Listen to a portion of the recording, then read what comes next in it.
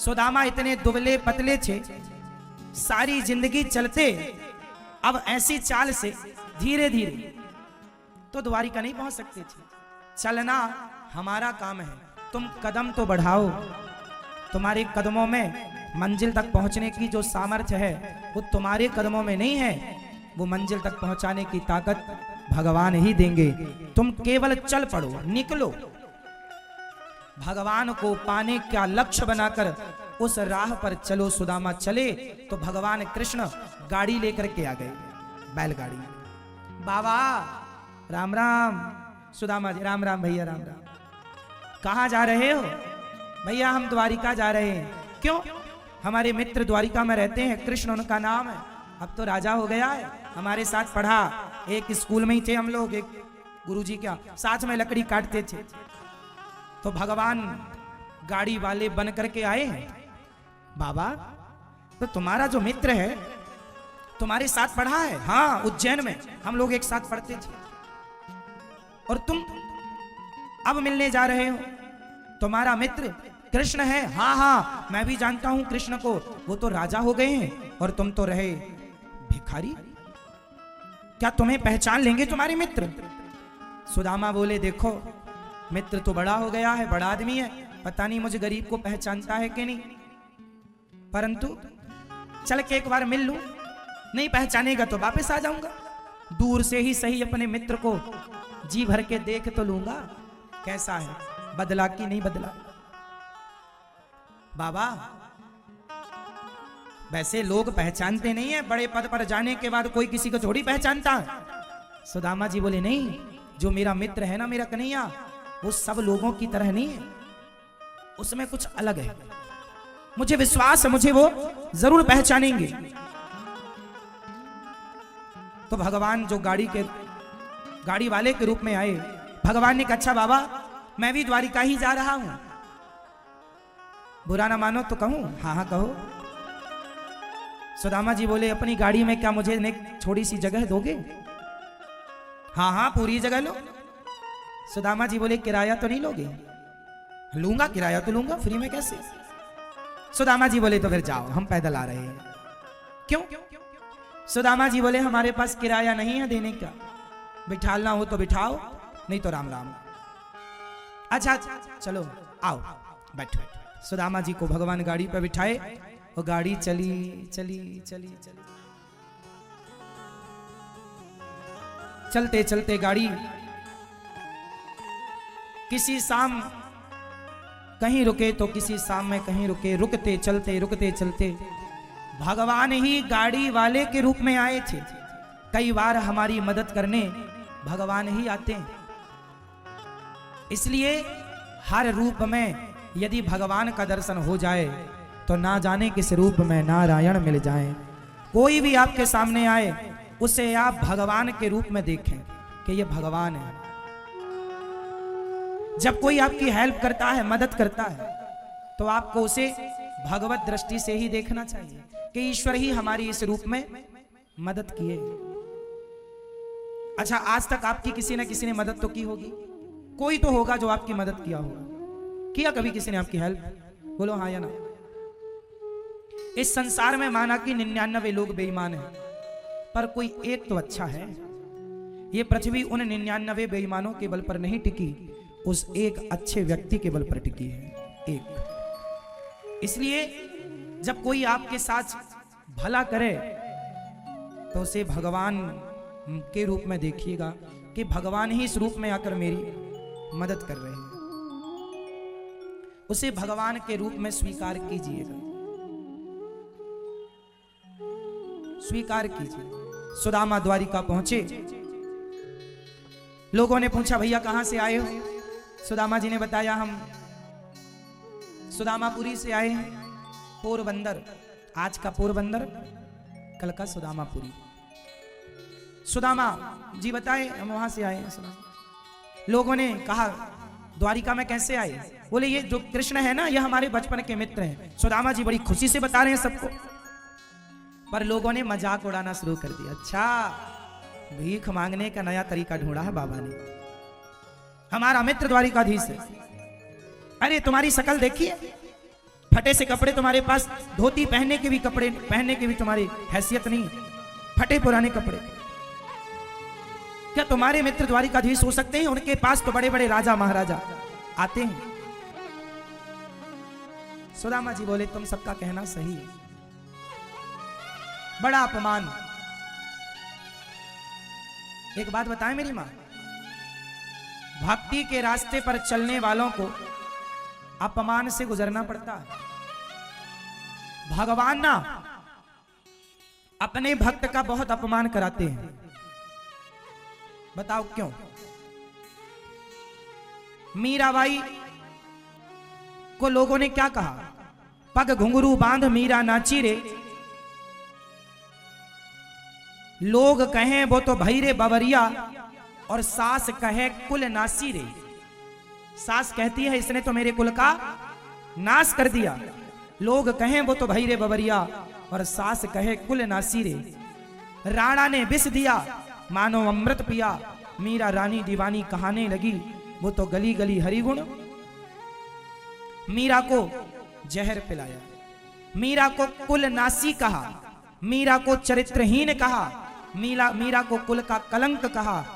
इस अपमान और सम्मान से निकलती हुई वो भगवान तक पहुंची है। क्या करें, क्या करें साहब? यदि आपको दिल्ली जाना है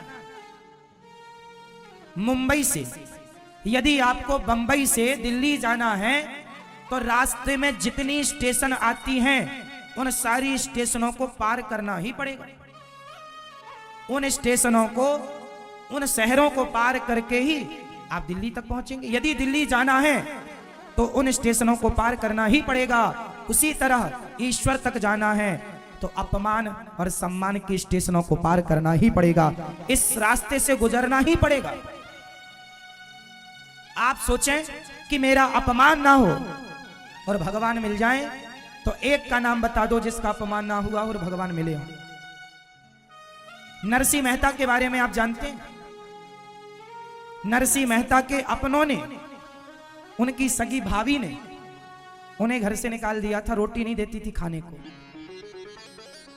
नानी भाई का मायरा भरने गए थे तो भाई से गाड़ी मांगी, भैया जरा बैलगाड़ी दे दो। भाई ने मना कर दिया, गाड़ी नहीं। किसी ने एक पहिया दिया तो किसी ने दूसरा दिया, किसी ने बूढ़े रिजेक्ट बैल दिए थे। लोगों ने बड़ी मजाक उड़ाई, हंसी उड़ाई। सारे गांव के लोगों ने मजाक उड़ाकर नरसिंह को विदा किया था। मायरा भरने चला है, ये देखो तुम्बा तुम्बी लेके जा रहा है। इस विश्वास से निकले थे कि मेरा सांवरा जरूर आएगा। अपमान, बताओ मीरा द्रौपदी मां भरी सभा में उनके कपड़े उतारे जा रहे हैं, इससे बड़ा कोई अपमान होगा? बोलो, होगा? भरी सभा में आप किसी के कपड़े उतारें, स्त्री के, इससे बड़ा अपमान क्या होगा? इस स्त्री को नग्न कर दो, ये आदेश था दुर्योधन का, निर्वस्त्र कर दो, इससे बड़ा अपमान क्या होगा? लेकिन उस अपमान से भी माता द्रौपदी गुजर गई। किसके भरोसे? बोलो, ईश्वर के भरोसे। आप यदि ईश्वर के रास्ते पर चल रहे हैं तो अपमान के स्टेशन से गुजरना पड़ेगा। यदि अपमान हो रहा है आपका तो समझ लो कि आप चल रहे हैं और ये स्टेशन से गुजर रहे हैं। हम गुजर जाएंगे, एक दिन पार हो जाएंगे। मंजिल उन्हीं को मिलती है जो चलते रहते हैं। रुक जाएं, आपने मेरा अपमान कर दिया, आपने मुझे गाली दी, मैं भी रुक गया, आपको गालियां देने लग गया, तो जो रुक जाएंगे वो मंजिल तक नहीं पहुंचेंगे। मंजिल तक पहुंचने के लिए निरंतर चलना पड़ेगा, निरंतर, हाँ, चलते रहो। श्री कृष्ण श्री कृष्ण श्री कृष्ण। मन भटके, अपमान मिले, जमाने की गालियां मिले, सबको किनारे करो और किसी प्रकार से किसी के लिए ईर्ष्या द्वेष तुम ना उत्पन्न करो। तुम तो भगवान के रास्ते पर चलो, ये सोचकर कि इस रास्ते पर आने वाली ये बाधा से गुजरना पड़ेगा। महाराष्ट्र में एक भक्त हुई,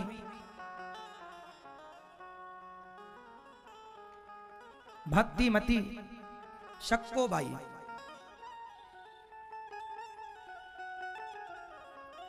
विठलनाथ जी से इतना प्यार था, एक दिन संतों के साथ चल पड़ी तो ससुर ने पकड़ के बांध दिया खंबे से और खूब पिटाई की। भगवान के भक्तों को ना खूब लाठी डंडे खाने पड़े हैं, जूता लातें खानी पड़ी है। बताओ विभीषण को लात खाना पड़ा कि नहीं? विभीषण को अपमान का सामना करना पड़ा कि नहीं? बोलो, लात मारा ना रावण ने। फिर यदि ये जमाना भी तुम्हें लात मारने लग जाए, जमाना भी तुम्हें गालियां देने लग जाए, समझ लेना कि तुम्हारी भक्ति सही हो रही है और सही भक्ति के ये परिणाम है। यदि आपकी भक्ति सही हो रही है तो गाली और लातें तो सामान्य बातें हैं। गुजरना पड़ेगा। डर जाएंगे कि नहीं हम अपमान नहीं, फिर भगवान तक कैसे पहुंचोगे? भगवान कहते हैं मेरे तक आते आते इतना भगवान परीक्षा ले लेते हैं, इतना मजबूत बना देते हैं कि फिर कुछ रह ही नहीं जाता। निष्काम। अभी आपने मुझे गाली दी और मुझे गुस्सा आ गया, छैनी और हथौड़ी उठाओ और पत्थर को तैयार करो। वो भी तैयार होके ना मुस्कुराता हुआ आपको आकर्षित करता है। जब तैयार करने से पत्थर तैयार हो सकता है, वो आपको आकर्षित कर सकता है, तो आपका मन इतना तैयार कर लो कि भगवान को भी आपका मन आकर्षित कर ले, खींच ले अपनी ओर। मैंने तैयारी शुरू कर दी। अब मुझे गालियों का कोई प्रभाव नहीं पड़ता। पहले पड़ता था। पहले कोई कुछ बोलता था तो थोड़ा सा दुख होता था।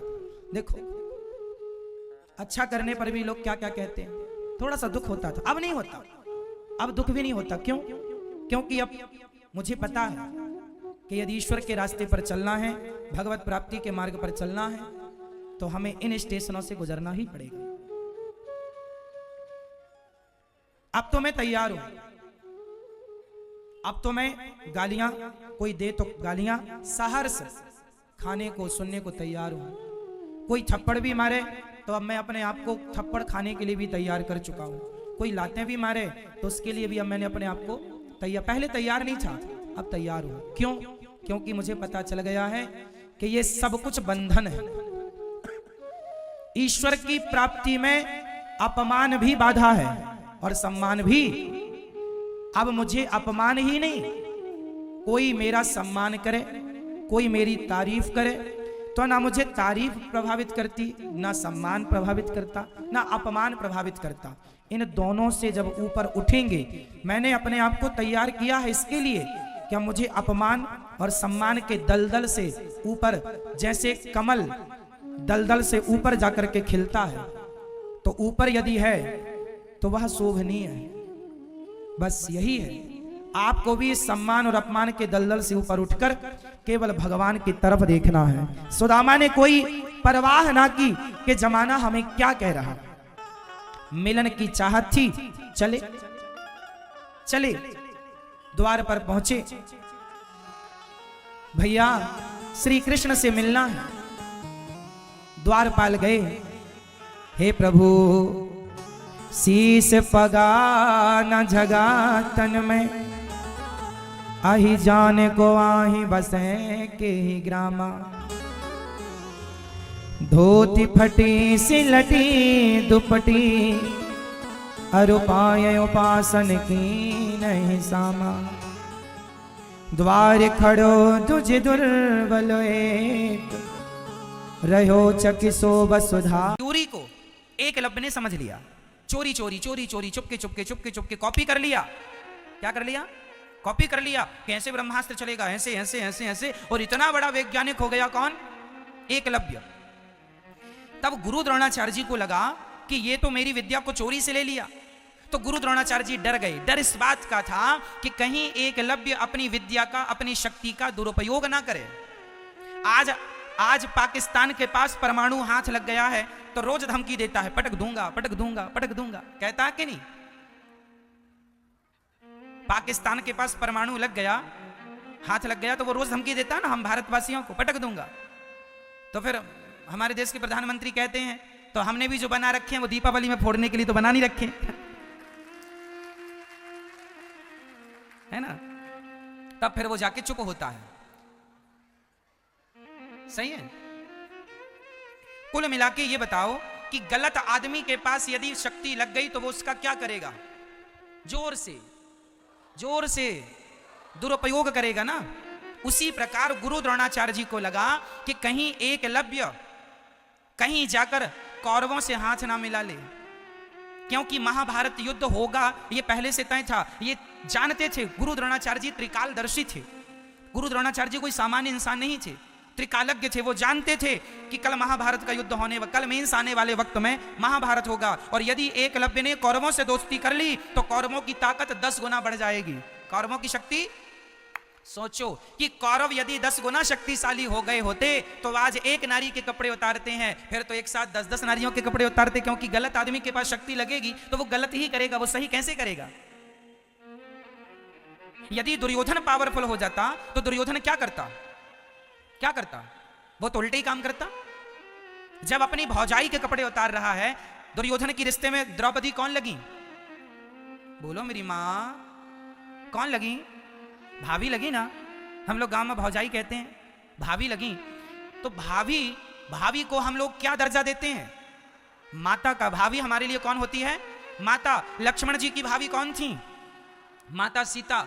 लक्ष्मण जी से माता सीता के कुछ कपड़े, जब सीता जी का हरण रावण ने किया तो माता सीता ने कुछ अपने कपड़े और वस्त्र आभूषण गिराए थे, तो राम जी ने कहा था लक्ष्मण से, बेटा भैया लक्ष्मण देखो, क्या ये माता सीता के नाक की नथ है क्या ये सीता की बिंदिया है क्या ये सीता की चूड़ियां हैं क्या? लक्ष्मण जी ने कहा था भैया यदि पांव की पायल हो तो बता देना, क्योंकि आज तक मैंने माता सीता को चरणों के ऊपर कभी दृष्टि डाली ही नहीं, मैंने देखा ही नहीं कि मेरी माता कैसे। कि होने वाला क्या है, कहीं शक्ति का दुरुपयोग ना हो जाए। तो मैं केवल ये समझा रहा था कि टेक्नोलॉजी जो आज है बेटा, ये सब पहले से है। ये टेक्नोलॉजी किस वेद से निकली? यजुर्वेद से। यजुर्वेद से ही धनुर्वेद निकला है। आज जर्मनी के सबसे बड़े रिसर्च सेंटर में आज भी हमारे वेद रखे हुए हैं, उस आधार पर वो रिसर्च कर रहे हैं। वेद आज भी रखे हैं। यजुर्वेद में पूरी व्यवस्था है, किस प्रकार विमान बनता, इंजन बनाने की टेक्नोलॉजी हमारे वेदों में लिखी है। हमारे ऋषि मुनियों ने लिख दी थ्योरी, जब मन पड़े बना लेना। भाई हमने विधि लिख दी, आप बना लेना, बना के रखने की क्या जरूरत है? योग्य होएंगे तो बना लेंगे। तो हमारे वेदों पर रिसर्च अमेरिका, जापान और जर्मनी ने किया तो वो आज जीत गए, इतने बड़े बड़े आविष्कार कर लिए। और हमारे देश का छोरा ये कह रहे वेद तो कुछ नहीं होता, वेद तो हम मानते ही नहीं। लो भैया तुम नकारते रहे तो तुम्हारा पतन हो गया, और उन लोगों ने एक्सेप्ट कर लिया तो वो तरक्की को प्राप्त कर गए। आज उनकी जय जयकार हो रही है टेक्नोलॉजी के बल पर। इसलिए कहता हूं कि हमारे वेदों से ही सब चीजें प्रकट हुई हैं। ऋग्वेद से आयुर्वेद प्रकट हुआ। जितनी भी आज दवाइयां हैं, जितनी भी आज मेडिकल साइंस जितना भी काम कर रहा है, ये वेदों के आधार पर काम कर रहा है। कौन सा वेद? ऋग्वेद। चाहे आयुर्वेद हो, चाहे होम्योपैथिक हो, चाहे इत्यादि हो। अच्छा ये बताओ, एक स्त्री का गर्भ दूसरी स्त्री के गर्भ में आज डॉक्टर लोग डाल देते हैं। इस प्रोसेस को डॉक्टरों की भाषा में कुछ कहते हैं, हमें पता नहीं, हम ये बस जानते हैं कि ऐसा होने लग गया है। एक डॉक्टर क्या करता है, आजकल ये बड़े बड़े देशों में टेक्नोलॉजी आ गई है, कुछ दिनों बाद भारत में भी आ जाएगी, चिंता ना करिए। एक स्त्री का गर्भ दूसरी स्त्री के गर्भ में डाल देते हैं डॉक्टर लोग, और उसको फिर डिलीवरी हो जाती है, उसको बच्चा हो जाता है। हाँ या ना? सोचो, ये टेक्नोलॉजी अभी आई है, अभी इसको 10 साल नहीं हुआ, अभी की टेक्नोलॉजी है। सोचो ये टेक्नोलॉजी अभी आई है, और इस टेक्नोलॉजी का हमारे भारत में 5,500 साल पहले प्रयोग हो चुका है। कहा? माता देवकी जब गर्भवती हुई 7वीं बार, तो उनके गर्भ में बलराम जी आए, तो भगवान ने देवकी के गर्भ को निकालकर माता रोहिणी के गर्भ में ट्रांसफर किया था कि नहीं? ये बात भागवत जी में लिखी है। 5,500 साल पहले ये हो चुका है जो तुम आज कर रहे हो। मेडिकल साइंस आज जहां तक जाएगा वहां तक हम लोग पहुंच चुके हैं। हम लोगों ने इस टेक्नोलॉजी का प्रयोग ज्यादा इसलिए नहीं किया क्योंकि इससे जहां जरूरत थी वहां कर दिया। हमारे भागवत में तो यह भी लिखा है कि स्त्री को पुरुष बना देने की टेक्नोलॉजी, महिला को पुरुष बनाया जा सकता है। 9वें स्कंध में भागवत जी में वर्णन है इस बात का। स्त्री को क्या बनाया जा सकता है? पुरुष। आजकल के वैज्ञानिक भी बना रहे हैं, स्त्रियों को पुरुष बना देते हैं। तो ये जो बना देते हैं, तुम आज बना रहे हो, ये सारी हजारों साल पहले इस टेक्नोलॉजी का हम लोगों ने प्रयोग करके छोड़ दिया है। सर्जरी, आदमी का सिर काट के उसके धड़ पर हाथी का सिर लगा सकता है कोई आज का डॉक्टर? हाँ या ना? नहीं। आदमी के सिर में बकरी का सिर लगा सकता है कोई डॉक्टर? लेकिन ये दोनों ऑपरेशन और दोनों ऑपरेशनों को सक्सेसफुल भगवान शंकर ने किया था कि नहीं? अपने पुत्र के गले पर हाथी का सिर लगाया। ये मेडिकल साइंस का ही विषय नहीं तो क्या है? इस धरती के सबसे बड़े डॉक्टर भगवान शंकर हैं। सबसे बड़े सर्जन भगवान शंकर हैं। सर्जरी भरोसा है तो तबकी पर क्यों नहीं है? उसी टेक्नोलॉजी पर काम करते लोग चले आ रहे हैं, कुछ अलग नहीं है। ठीक है। आकाशवाणी, आकाशवाणी का अर्थ होता है आकाश से जो ध्वनि निकले वो आकाशवाणी। तो हमारे रेडियो पर सिग्नल आकाश से मिलते, मोबाइल पर सिग्नल भी आकाश से मिलते हैं ना, सैटेलाइट इत्यादि के द्वारा। तो वो आकाशवाणी वही है। टेक्नोलॉजी का नाम आकाशवाणी है। टेक्नोलॉजी का नाम क्या है? आकाशवाणी। उसी प्रकार यदि आज की आकाशवाणी को टेक्नोलॉजी कहते हैं तो आकाशवाणी तो तब भी थी। हमारे यहां तो लिखा ना आकाशवाणी के बारे में। तो उस आकाशवाणी को आप टेक्नोलॉजी क्यों नहीं मानेंगे भाई साहब? हाँ, तो हमारे वेदों से सब चीजें प्रकट हुई हैं। अथर्ववेद। अब सुनो, कौन सा वेद बोल रहा हूं अब मैं? अथर्ववेद। अथर्ववेद से इंजीनियर निकले हैं। इंजीनियरिंग जितनी भी होती है संसार में, सारे अथर्ववेद के आधार पर, अथर्ववेद के अनुसार बताया गया है घर कैसे बनाया जाए। कितनी मोटी दीवार हो, कितनी बड़ी नींव हो, कितने बड़े कॉलम हो। पहले के जमाने पर जो बड़े बड़े, आज भी बताइए ताजमहल खड़ा है। पुराने जमाने के झांसी की रानी का किला आज भी खड़ा है। आप चले जाइए राजस्थान में, चित्तौड़ में चले जाइए, आज भी वो महाराणा प्रताप का किला खड़ा है। हाँ या ना? ये जो पहले के जमाने में किला बनाए जाते थे, उस जमाने में तो कोई इंजीनियर हुआ नहीं करता था। आज का इंजीनियर बनाता है पुल तो 50 साल में ही डैमेज हो जाता है। लेकिन उसे जहां हावड़ा का जो पुल बनाया, आज भी सैकड़ों साल हो गए, जस का तस काम कर रहा। हाँ या ना? वो तो चाबी से खुलता था। ये टेक्नोलॉजी कहां से आई? उस जमाने में तो कंप्यूटर नहीं था, मैनेजमेंट के लिए इतनी बड़ी सुविधाएं नहीं थी। कहां से आई? हमारे वेद में, अथर्ववेद में एक एक चीज मिल जाएगी। कैसे दीवार बनाना है, कैसे इंच, कितनी जगह को 1 इंच कहते हैं। 12 इंच का 1 फीट होता है। सही है क्या? क्यों जी? 12 इंच का 1 फीट होता है। ये 1 फीट की गणना कहां से आई? 1 इंच का इतना पैरामीटर किसने फिक्स किया होगा? दीवार सीधी जा रही है, बुनियाद साहुल किसने बनाया होगा? दीवार खड़ी जा रही है, इस खंबे के ऊपर छत के बाद उसी के ऊपर खंबा जाए, दीवार टेढ़ी ना हो जाए। इंजीनियर लोग इसी बात के तो पैसे लेते हैं, दीवार आपकी ठीक रहे, है ना, टेढ़ी ना हो। सही है ना? गुनिया मिलना चाहिए, साहुल मिलना चाहिए, बिल्कुल लंबाई चौड़ाई बिल्कुल ठीक होनी चाहिए। एक ईंट के ऊपर ही दूसरी ईंट बराबर मात्रा पे होनी चाहिए। कितनी सीमेंट, कितना कंक्रीट मिलाना है, सब ये मैनेजमेंट जो आज का है साहब, ये मैनेजमेंट आज का नहीं है। ये जितने भी तुम्हें पैरामीटर मिले हैं, ये सब हमारे वेदों ने सिद्ध करके दिए हैं कि ये रहा तुम्हारा नापने का, इससे नापना। पुराने जमाने में बनाया जाता था बड़े बड़े महलों को। ये ताजमहल बनाने वाले जो इंजीनियर साहब थे, जो बनाए थे, उन्होंने ये वेद पढ़ के, अथर्ववेद के अनुसार उसमें लिखा हुआ है कि ऐसे